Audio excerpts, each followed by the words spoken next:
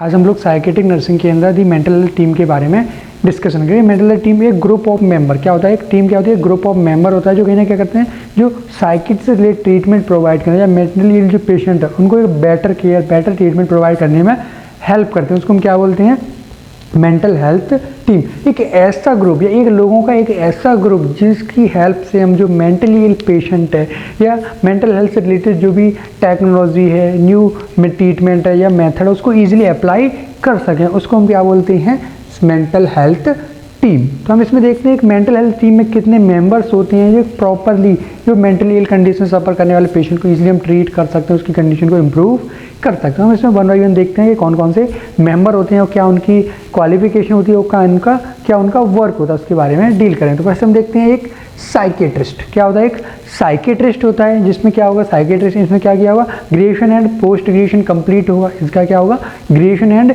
Post graduation complete होगा psychiatrist. Then इनका क्या होगा, मिनिमम 2 ईयर का एक्सपीरियंस होना चाहिए, क्या होना चाहिए, मिनिमम 2 ईयर का एक्सपीरियंस है जिससे कि ये एक मेंटली इल पेशेंट को अच्छे से ट्रीट कर सकें। तो ये इनका क्या रहता है, एक क्वालिफिकेशन। तो सिंपल सा बोल सकते हैं ये क्या होना चाहिए, किसी भी क्या एफिलिएटेड कॉलेज से क्या होना चाहिए, ग्रेजुएट एंड पोस्ट ग्रेजुएट होना चाहिए जो भी क्या है इन साइकेट्रिक में। देन इनके पास मिनिमम 2 ईयर का क्या होना चाहिए, एक्सपीरियंस होना जिससे कि ये ईजिली मेंटली इल पेशेंट को ट्रीट कर सकें। देन हम देखते हैं इनके फंक्शन के, एक साइकेट्रिस्ट की क्या फंक्शन है। साइकेट्रिस्ट क्या कहते हैं, एक मेंटली इल पेशेंट को डायग्नोसिस करना, उसको एक प्रॉपर वे से ट्रीटमेंट प्रोवाइड करना, उसको एक प्रॉपर फैसिलिटी, उसको एक प्रॉपर की हेल्थ को क्या करना, अच्छे से मेंटेन करने की कोशिश करते हैं। क्या कौन करते हैं, साइकेट्रिस्ट। मतलब कहीं ना एक पेशेंट की कंडीशन को ट्रीट करना, उसकी हेल्थ स्टेटस को इम्प्रूव करने में ये मोस्ट इंपॉर्टेंट रोल प्ले करते कौन, साइकेट्रिस्ट। सेकेंड वन अपन देखते हैं कि आपका जनरल फिजिशियन। जनरल फिजिशियन क्या होते हैं, ये क्या इनके पास एमबीबीएस होना चाहिए, क्या होना चाहिए इनके पास एमबीबीएस बीबीएस होना चाहिए, एमबीबीएस होना चाहिए।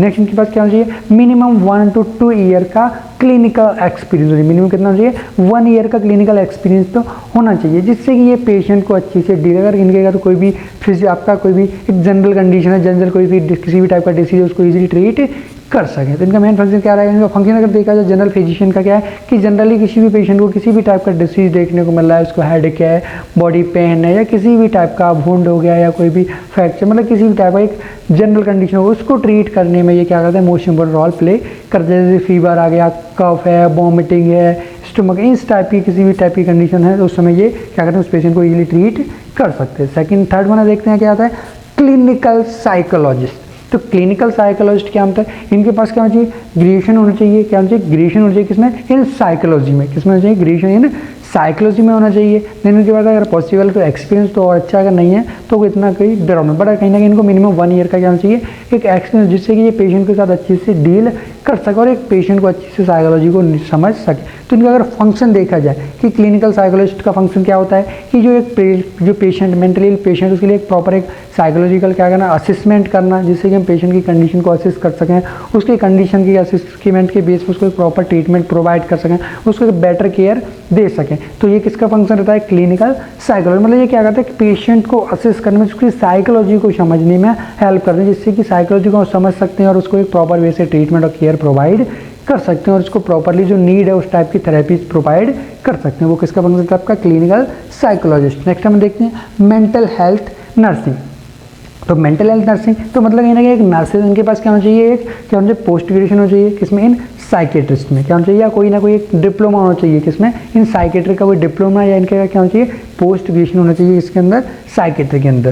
देन इनके क्या होना चाहिए, इनके पास एक एक्सपीरियंस भी होना चाहिए जिससे कि इनको ट्रेनिंग भी होना चाहिए, इनके पास क्या होना चाहिए, एक ट्रेनिंग होना चाहिए जिससे कि ये एक मेंटली इल पेशेंट को एक प्रॉपर वे से ट्रीटमेंट प्रोवाइड कर सकें। तो इनके क्या होना चाहिए, क्वालिफिकेशन। नेक्स्ट हम देखते हैं इनका रोल कि रोल क्या है, इनका फंक्शन क्या रहता है कि जो भी मेंटली इल पेशेंट है उसको क्या करना, केयर प्रोवाइड करना, उसको जो डॉक्टर ने बताया वो ट्रीटमेंट उसको प्रोवाइड करना, उसके लिए जो भी हेल्थ फैसिलिटी है उसके लिए प्रोवाइड करना, उसकी रेगुलर क्या करना, असिस्ट करना, उसकी देख रेख करना, ये इसका क्या रहता है, मेन फंक्शन रहा है। क्या करना, प्रॉपरली टाइम पर उसको क्या करना, मेडिसिन देना, अगर कोई भी टाइप की थेरेपीज की नीड है उसका अरेंजमेंट करना। तो ये किसके फंक्शन रहते हैं, एक मेंटल हेल्थ नर्सिंग। नेक्स्ट आपका देखते हैं फिफ्थ वन क्या रहना चाहिए, साइकेट्रिक सोशल वर्कर। क्या होना चाहिए, 51 क्या है, साइकेट्रिक सोशल वर्कर। इनके पास क्या होना चाहिए, इन कोई ना कोई क्या होना चाहिए, डिप्लोमा होना चाहिए किसमें, इनका सोशल वर्क का डिप्लोमा होना चाहिए इन साइकेट्रिस्ट, मतलब इनका सोशल वर्कर का क्या होना चाहिए, डिप्लोमा या डिग्री होना चाहिए। और किससे, इन साइकेट्रिक से, जिससे कि ये लोगों को ज़्यादा से ज़्यादा लोगों को नॉलेज दे सकें, अवेयरनेस का अवेयर कर सकें और कंडीशन को असेस कर सकें और लोगों के बारे में, लोगों को क्या कर सकते हैं, साइकेट्रिक के बारे में नॉलेज एंड अवेयरनेस प्रोवाइड कर सकें। तो ये इनका क्या रहता है, फंक्शन। मतलब ज़्यादा से ज़्यादा सोसाइटी में जो भी लोग हैं उनको, जैसे कि ऐसे कुछ लोग ऐसे होते हैं, कुछ पेशेंट ऐसे हैं जो उनके पास प्रॉपर फैसिलिटी नहीं है या प्रॉपर ट्रीटमेंट फैसिलिटी अवेलेबल नहीं है, तो उनको क्या करना, हॉस्पिटल में शिफ्ट कराना, उनको प्रॉपर ट्रीटमेंट प्रोवाइड कराना। तो ये किसका फंक्शन रहता है, आपका साइकेट्रिक सोशल वर्कर का। नेक्स्ट अपन देखते हैं क्या रहता है आपका, नर्स असिस्टेंट या टेक्नीशियन। क्या होना चाहिए, एक नर्स असिस्टेंट, मतलब कहीं ना कहीं एक नर्स को हेल्प करने वाले। इनके पास क्या होना चाहिए, एक डिप्लोमा होना चाहिए। क्या होना चाहिए, इनके पास एक डिप्लोमा होना चाहिए, या कहीं ना कहीं टेक्नीशियन, मतलब कुछ भी किसी भी टाइप के एक टेक्नीशियन जो कहीं ना कहीं एक नर्स को अच्छे से क्या असिस्ट कर सके, नर्स के साथ अच्छे से मिलकर वो वर्क कर सकें, जो कुछ भी काम वर्क है नर्स का उनको ईजी करने में ये क्या करते हैं, हेल्प करते हैं। कौन, आपका नर्सिंग असिस्टेंट या टेक्नीशियन। नेक्स्ट अपन देखते क्या है, ऑक्यूपेशनल थेरेपिस्ट। ऑक्यूपेशनल थेरेपिस्ट होना चाहिए, इसका क्या क्वालिफिकेशन होना चाहिए, तो इनका क्वालिफिकेशन क्या होना है, इनके पास ग्रेजुएशन होना चाहिए किसी भी एक एफिलिएटेड कॉलेज से, किसमें, ऑक्यूपेशनल थेरेपी में। देन इनको क्या है, एक ट्रेनिंग भी होना चाहिए, इनके पास क्या होना चाहिए, एक ट्रेंड होना चाहिए, जिससे कि एक प्रॉपरली क्या सकते हैं, ऑक्यूपेशन थेरेपी प्रोवाइड कर सकते हैं। इनका फंक्शन क्या है, इनका मेन फंक्शन क्या है कि जो भी ऑक्यूपेशनल एरिया में जो वर्कर है उनको क्या करना, ऑक्यूपेशनल थेरेपी प्रोवाइड करना, जिससे कि वो वर्क करने के लिए क्या हो, मोटिवेट हो, वो अपने वर्क पर ज़्यादा फोकस करें और अपनी डिसीज़ कंडीशन को क्या है, इग्नोर करने की कोशिश। तो मतलब कि क्या करते हैं कि ये ऑक्यूपेशनल थेरेपी देने में हेल्प करते हैं। नेक्स्ट वन देखते हैं क्या आपका, 8th वन क्या है आपका, एजुकेशनल थेरेपिस्ट। एजुकेशनल थेरेपिस्ट, इनका एजुकेशन क्वालिफिकेशन क्या होना चाहिए कि ये किसी ना किसी एक पर्टिकुलर क्या होना चाहिए, एक पर्टिकुलर फील्ड में क्या होना चाहिए, एजुकेटेड होना चाहिए या क्या है, ग्रेजुएट होना चाहिए। क्या होना चाहिए, ग्रेजुएट होना चाहिए, जिससे कि एक प्रॉपर अमाउंट में कि एजुकेशन थेरेपी दे सकें, लोगों की जो एजुकेशन लेवल है उसको इंक्रीज कर सकें, एक प्रॉपर एजुकेशन थेरेपी प्रोवाइड कर सकें। नेक्स्ट हम देखते हैं आर्ट थेरेपिस्ट। इनकी भी एजुकेशन क्या होना चाहिए, कहीं ना कहीं इनका graduation and post graduation complete होना चाहिए किसी भी स्पेसिफिक फील्ड में, क्या होना चाहिए, graduation and post graduation complete होना चाहिए। और ये क्या है, इनका मेन फंक्शन क्या होता है, ये आर्ट थेरेपी प्रोवाइड करते हैं, जिससे कि हम पेशेंट को जल्दी से जल्दी ट्रीट कर सकते हैं, उसकी हेल्थ स्टेटस को इम्प्रूव कर सकते हैं। नेक्स्ट वन अपन देखते हैं क्या है आपका, म्यूजिक थेरेपिस्ट। इनके पास अगर एजुकेशन की बात की या क्वालिफिकेशन तो देखा है तो इनके पास क्या होना चाहिए कि म्यूजिक थेरेपिस्ट में क्या होना चाहिए, इनके पास एक ग्रेजुएशन या पोस्ट ग्रेजुएशन या डिप्लोमा कंप्लीट चाहिए, साथ ही साथ इनको क्या है 6 मंथ का 3 to 6 मंथ की आना चाहिए इनके पास ट्रेनिंग हो चाहिए, जिससे कि एक प्रॉपर अमाउंट में म्यूजिक थेरेपी प्रोवाइड कर सकें और पेशेंट को अच्छे से डील कर सकें। तो इनका फंक्शन क्या रहता है कि म्यूजिक थेरेपी प्रोवाइड करना, जितने भी मेंटली पेशेंट जिसको म्यूजिक थेरेपी की नीड है उनको म्यूजिक थेरेपी प्रोवाइड करना और उनके माइंड को डाइवर्ट करना, जिससे कि वो मेंटल डिसऑर्डर से हम उसको क्या कर सकते हैं, बाहर निकाल पाएँ। नेक्स्ट अपन देखते हैं साइकोड्रामा थेरेपिस्ट।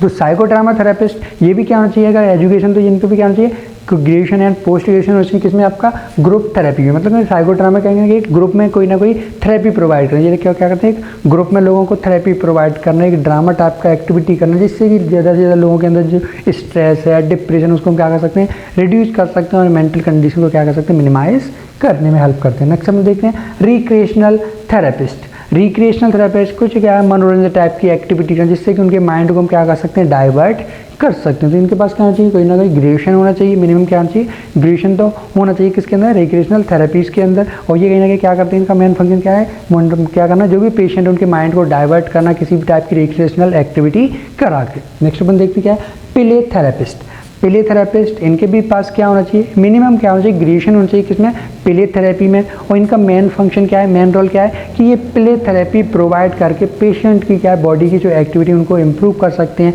उसका कॉन्सेंट्रेशन, अटेंशन, उसकी लर्निंग प्रोसेस को क्या कर सकते हैं, इम्प्रूव। ओवरऑल देखा है तो ये कहीं ना कहीं ये मेंटल इल कंडीशन को इम्प्रूव करने में हेल्प करते हैं। कौन, आपका प्ले थेरेपिस्ट। नेक्स्ट अपन देखते हैं क्या है आपका स्पीच थेरेपिस्ट। तो ये भी क्या होना चाहिए, ये भी ग्रेजुएट या पोस्ट ग्रेजुएट होना चाहिए किसमें, स्पीच थेरेपी में, और इनका मेन फंक्शन क्या रहता है कि जो स्पीच थेरेपी प्रोवाइड करने में हेल्प करते हैं। कुछ पेशेंट्स हैं जो कहीं ना कहीं प्रॉपरली स्पीच बोल नहीं सकते, वो कहीं ना कहीं बहुत उनका कॉन्फिडेंस लेवल बहुत लो है, जिससे वो किसी भी टाइप के वर्ड को प्रेजेंट नहीं कर पाते या किसी भी स्पीच को प्रेजेंट नहीं कर पाते, तो उनको मोटिवेट करना हो एक प्रॉपर स्पीच के लिए उन्हें क्या करना, रेडी करना, तो वो कौन करते हैं, स्पीच थेरेपिस्ट। मतलब कहीं ना उसकी स्पीच को क्या करना, इम्प्रूव करने में ये हेल्प करते हैं जो भी मेंटली इल पेशेंट है। नेक्स्ट अपन देखते हैं क्या आते हैं, चैपलिन। चैपलिन क्या होते हैं, ये भी क्या होती है, एक ग्रेजुएट एंड पोस्ट ग्रेजुएट होते हैं। ये भी क्या होना चाहिए, ग्रेजुएशन होना चाहिए एंड पोस्ट ग्रेजुएशन होना चाहिए। और ये क्या करते हैं, मोस्टली जो भी आपके धर्म से रिलेटेड जो भी इन्फॉर्मेशन है उसके बारे में